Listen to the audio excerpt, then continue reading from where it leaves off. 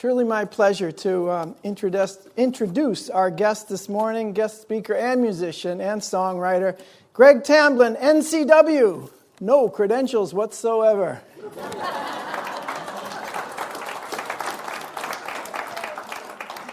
Greg has been a successful singer, songwriter, speaker, and humorist for well over 20 years. He combines an outstanding audience rapport with an irreverent sense of humor, which we found out last night. And Greg he combines a lifetime of interest in consciousness and wellness with this irreverent sense of humor that he has. His songs have a wide range, from deeply spiritual to outrageously funny. Greg has become well known for his inspiring songs about the power of the human spirit, as well as his off-the-wall send-ups of modern life. Based for many years in Nashville, he now makes his home in Kansas City.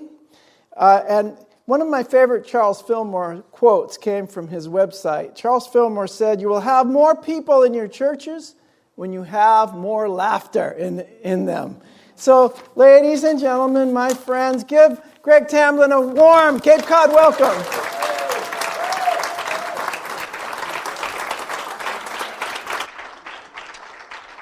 Thank you. Good morning.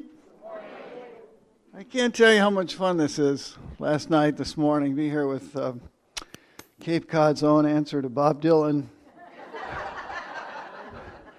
A wonderful man who writes great songs, plays guitar and harmonica. And is such a wonderful spiritual teacher. Thank you, Tony, for bringing me in here. So, as I mentioned last night, if you were here, how many were not here last night? Okay, why not? Wanted to explore some thoughts about big mysteries, big questions that we may never, ever be able to get the answers to. And what I feel is the most helpful attitude, the healthiest attitude, the one that's helped me the most to have around these big questions. So, this might not seem real, but I actually have a degree, a college degree. NCW is kind of a joke. I did actually go to college and escape with a BS. A BS in geology. True. You know, wanted to be a rock star, and that was...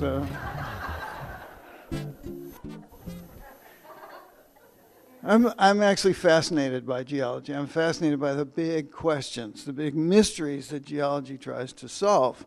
Like how all these planets in our solar system were formed 4.5 billion years ago from these clouds of gas and dust, and how when our Earth came together, these geologic processes began and continue to this day, and evolve and continue to this day, like plate tectonics, like volcanoes and so forth, and how somewhere around 3.5 billion years ago, some of these inorganic materials came together to form organic materials, and what we know as life.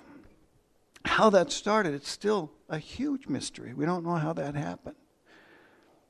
How these geologic how evolution, is an amazing thing. How is it that after all this time, somehow, right now, at this little micro moment in geologic time, we get to be the dominant species for the last, say, 50,000 years or so? Just a blink, an eyelash in geologic time. So I'm fascinated by all of this stuff, and I still read about it all the time, study it, occasionally write songs about it. But I found out after college that there were some other mysteries that seemed to be even more interesting to me, what I thought of as bigger mysteries. Like, what is God? If God exists, what is God like? What is consciousness? This amazing ability we have to self-reflect and project and imagine. What is love? What is death? And what happens to consciousness after death? What is love? What are women really thinking?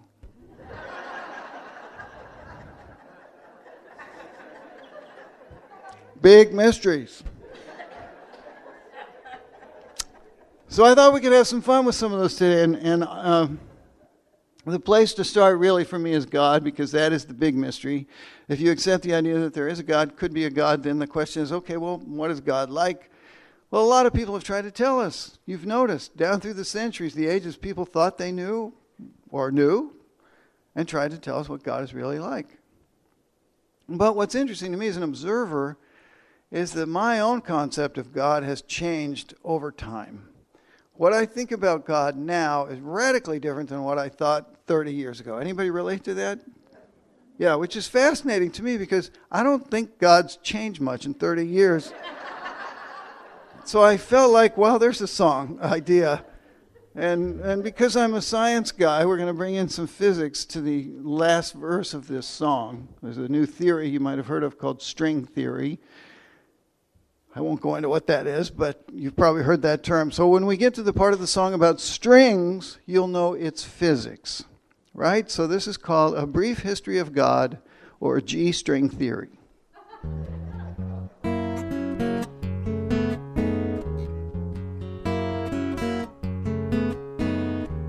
In the beginning there was lots of competition, goddesses and gods of every disposition, from merciful to mean, from laid back to hyper, and little baby gods that flew around in diapers.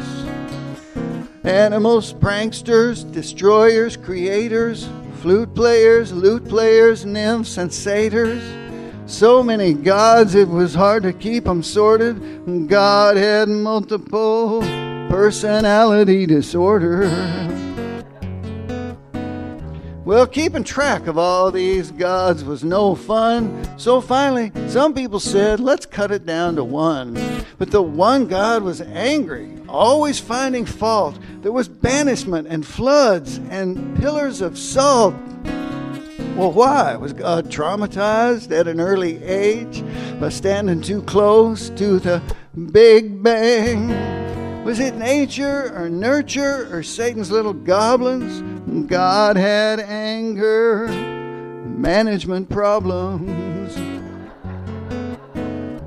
God had other issues that messed with serenity, like this long-term question of sexual identity.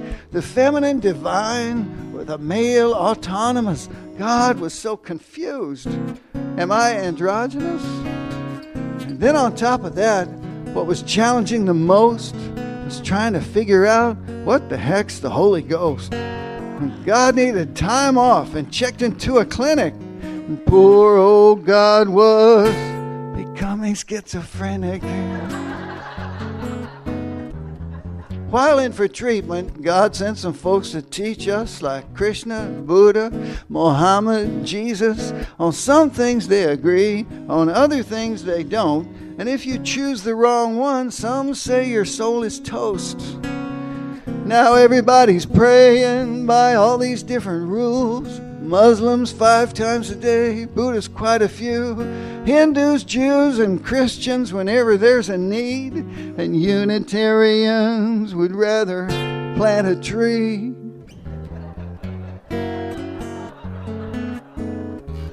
Well, God's come a long way from that early dysfunction, and now science has brought us to this beautiful junction. The key to the theory is that every single thing is made up entirely of vibrating strings.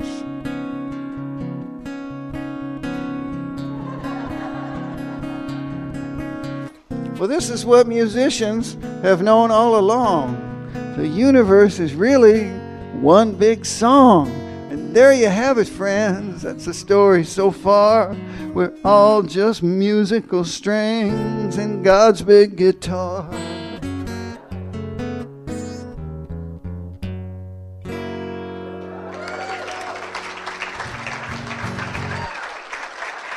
Thank you. Thank you.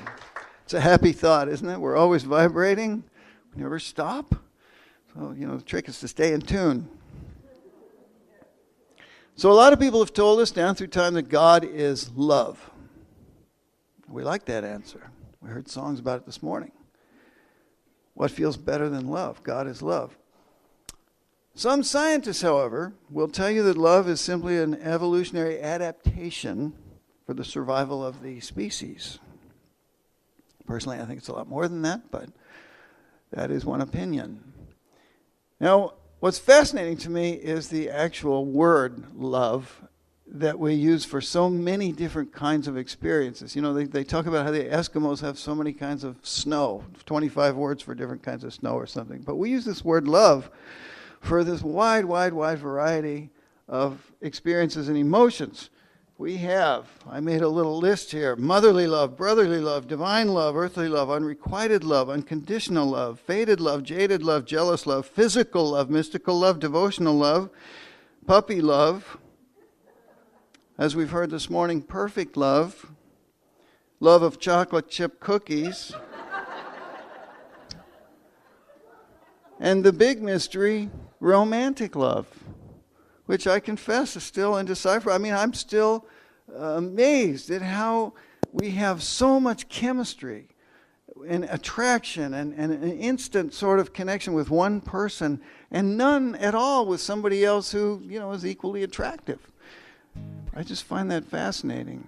Let me ask you this: how many people have experienced or believe in love at first sight? Right. Wow. Okay.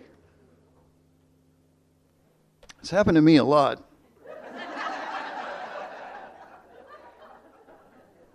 Usually goes something like this.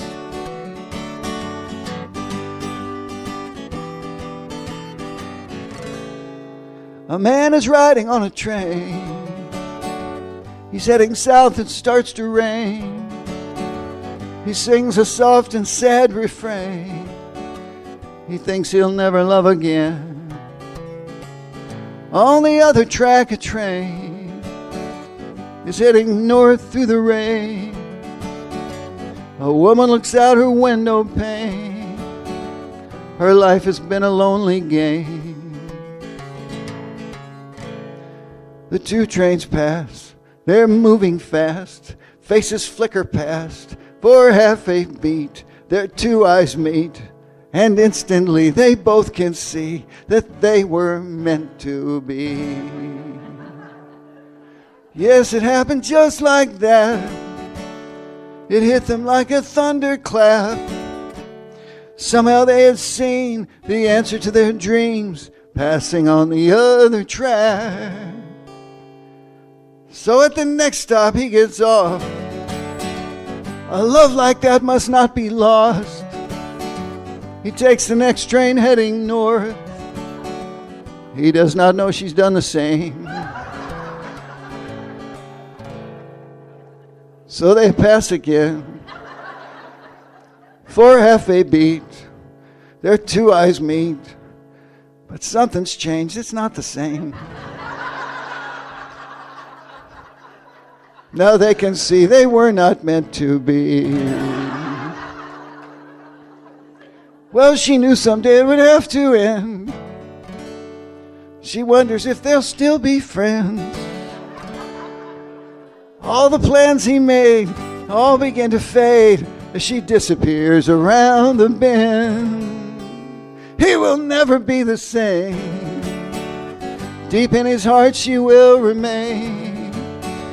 He looks out through the falling rain. He thinks he'll never love again. I think he's gonna love again. And again and again and again and again.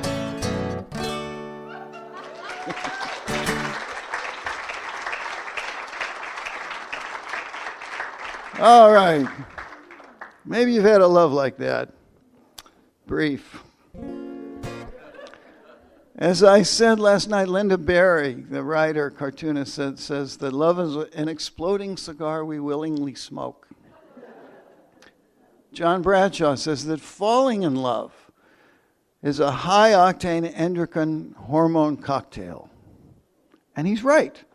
They have studied this now, and they know that when we fall in love, our hormone, especially the endocrine hormones, our hormones change dramatically, and they shift from between 6 to 18 months. There's a change in our hormonal makeup, usually from 6 to 18 months. Then we go back to whatever the base was. So, For a relationship to last past the cocktail stage, that 18-month window, it has to be based on what?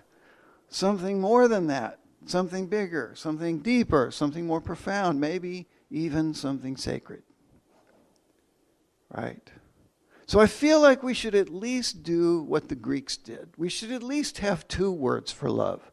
Agape for divine love, big love, perfect love, and eros for romantic love. And that way, when you want to say, I love you to somebody and you don't want there to be any mistake, you can just say, I agape you. There won't be any confusion. No mixed messages. So love, love, love. Love is a word, I use the word a lot, love. I love music, for example. I love this guitar. Before I loved this guitar, I loved a different guitar. In fact, I used to have this big Takamine, bigger guitar. It was that's a brand name, Takamine, and it was made out of maple. So it was kind of an attractive, distinctive, very unusual blonde finish, and very pretty guitar. And I was, we get attached to our guitars. I'm musicians. We get really attached to our instruments, and I'd been through the wars with this one. I'd done gigs for many, many long years, traveled around the world with this guitar. And as much as I loved that guitar, I started having this thought in my head that I wanted a different guitar. I wanted a guitar that finger-picked more easily, that sounded a little bit different. But as much as I wanted a new guitar, and the desire started to grow pretty strong, I didn't do anything about it at all because I hate shopping for guitars. I'm picky. It's hard for me to find one I like. And also because, and this is not a knock on what I'm going to say, because I used to be one. Most guitar stores are staffed by what we could call young rock musicians. So I used to be one. I'm not down on young rock musicians. But tell me if in your mind these two things go together. Young rock musicians, great customer service. Not always.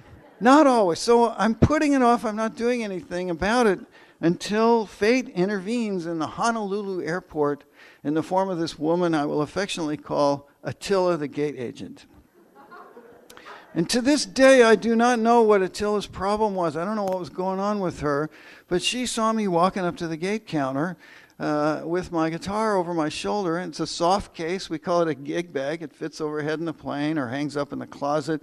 And she sees me coming, and I'm like 15 feet away from her, and she points at me, and she says in a loud voice, "That is not going on the plane with you," and turns away. And I thought, what is that about? That is so weird. That's never happened before. And I kind of did a right turn and went off by myself and thought about this for a second. And then I realized, she just needs to know that I'm a professional musician. So I go back up and I give her a big smile. I said, hey, I'm a professional musician. I have to go to San Francisco for a gig, and I have an expensive guitar here. And she interrupts me. She says, no, I don't think you heard me. That's not going on the plane with you. And she walks off. So now I'm thinking, I'm a little concerned now because I need to get the guitar on the plane. So finally I figure she must be worried about the load. So I go back up. I give her a big smile. I say, hey, you know what? You're probably worried about the load. How many people are getting on this flight? How about this? How about we let everybody on and I'll get on last and we'll see if there's room. Because it's a huge plane. I knew there'd be room. And she said, I don't think you heard me. I've told you twice now. That is not going on the plane with you. Now stop bothering me about this and decide what you're going to do.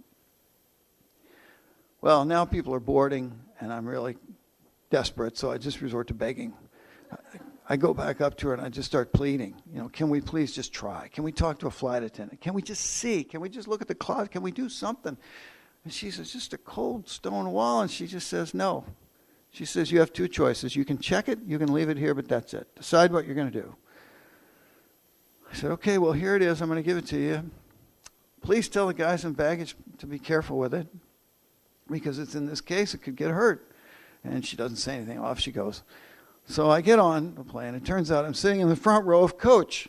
They call that the bulkhead seat. I'm in the bulkhead row, and across from me is the little jump seat where the flight attendant sits. And so we start to taxi. She's sitting there, and I end up telling her the whole story about Attila. And to her credit, she can't believe it. She's appalled. She says this, and when I finish, she says, this is awful. She says, this is wrong. We're not like this. There's plenty of room on the plane. I don't know why this happened. The closets are empty. There's no way this should have happened. We try to accommodate musicians, so please, please, please don't hold it against us. This is a rare occurrence. And she apologized and got up to go to work, and I thought that was the end of it. But she evidently told all the other flight attendants, because when we got to San Francisco, it was my turn to get off the plane. There are all 7 of them lined up there, and I'm walking by them, and they say, hey, wait, they brought your guitar over. And I said, great. And then I thought, okay, well, let's look at it. And we open up the case, and we look at it. It's just shattered. Splinters. It's like the baggage guys thought they were Pete Townsend at a Who concert, you know. So it's not going to be played again. And I feel bad, and they feel bad. And 3 of them marched me down to baggage service. And they said, look, this is what happened. Here's our names. Here's our numbers. This guy got a bad deal. We think you should make it right for him. We'll vouch for it. And then they left because it was midnight, and they had to work the next day.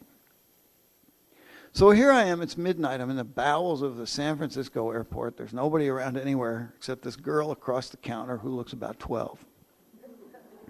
And she looks up at me with a sweet face. She says, I can't help you. I'm 18. I work here, but I don't have any authority to do anything. If you want to come back at 9 o'clock in the morning, the manager will be here, and you can talk to the manager. But I can't do anything for you. So I believed her, and I left and went to where I was spending the night. And you know how when you're upset, sometimes it's hard to sleep? So my feelings for Attila were not something I could share with you outside of group therapy. I was pretty mad, and I couldn't sleep. And I got up in the morning just exhausted from that anger and no sleep. I'm driving out to the airport, and I felt horrible. I just felt awful. I didn't want to feel awful. So I started praying. I said, God, all I want is to be calm. Please help me be calm. I don't care what happens. I'm releasing this whole thing. I'm just turning it over, letting it go. Please just help me be calm. That's all I want. And it worked. I got to the airport. I was calm. I felt fine. I went in. The manager was there. We sat down. I told her the whole story. I showed her all the names and numbers of people that I had. And she just waited till I was finished, and she kind of shook her head and said, wait a minute, and disappeared. Eventually, she comes back with an even higher manager. And they sit down, and they say, you know, we have this policy. We don't compensate for musical instruments. And I said, yeah, I know. I was told that last night. And she said, well, we've decided we need to buy you a new guitar. I said, really? And she said, yeah, find one you like, we'll pay for it. So I got out of there before they could say anything else. And I asked my musician friends in San Francisco, where do I go? I need a guitar. Where do I go? And they said, there's only one place. You have to go to the Haight-Ashbury Music Center. Off I go to Haight-Ashbury. Now, has anybody been there lately, Haight-Ashbury? Because I'm from Kansas. And Haight-Ashbury is like this little corner of the Twilight Zone. You see the past, you see the present, you see the future. It's all there together on the sidewalk. I mean, it's an amazing sort of smorgasbord for the senses. Every kind of personal preference you can think of. So I'm walking around Haight-Ashbury, getting kind of high in the process, and find this guitar store. And it turns out to be the best guitar store I've ever been in. It's fantastic. They have great guitars, and they have fabulous salespeople. And for 2 days, they just bring me guitars and let me play them. Answer my questions, but they don't hover. They're not pushy. They just are perfect. So after about a day and a half, they brought me this. And as soon as I picked it up and put it in my hands, I knew this was really different. It felt so good. I have kind of small hands, and so this feels good. And it's easy to play, and it sounds good. And I played it the rest of the day. And then they let me take it out of the store that night and do a concert with it.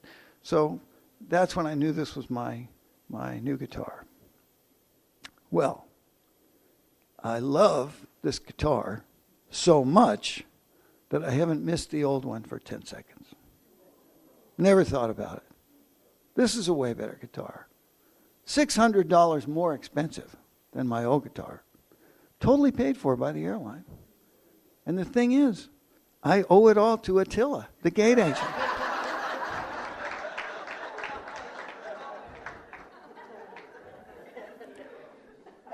You never know. You never know who's going to turn out to be an angel in your life. They might not look like it at first. But when this kind of stuff happens, and we've all had it happen, when it happens, my mind is blown. I experience this sense of awe about the connectedness of everything that I feel like is another thing I'll never understand. You know, if the mystics are right, if God is everything, if everything is God, every atom is God, then everything's obviously connected in a way that I don't see how we could ever get our brain around that. And it fills me with a sense of wonder, and I think that wonder is the key word here. As I think I said last night, wonder, a sense of wonder at the workings of the universe is what the best scientists and the best mystics have in common. A sense of wonder at it all. And what the best of those have in common is a sense of humor. The ability to really take it lightly. So a sense of wonder and a sense of humor, to me, are the ways I get through the day. Especially when I encounter something I feel like I may never understand. I try to have fun with it, and if there's a way to experience that feeling of awe, Einstein talked about this, by the way. He said the most beautiful thing we can experience is the mysterious. It is the source of all true art and all science. He also said, once you can accept the universe as being something expanding into an infinite nothing, which is something, wearing stripes with plaid is easy.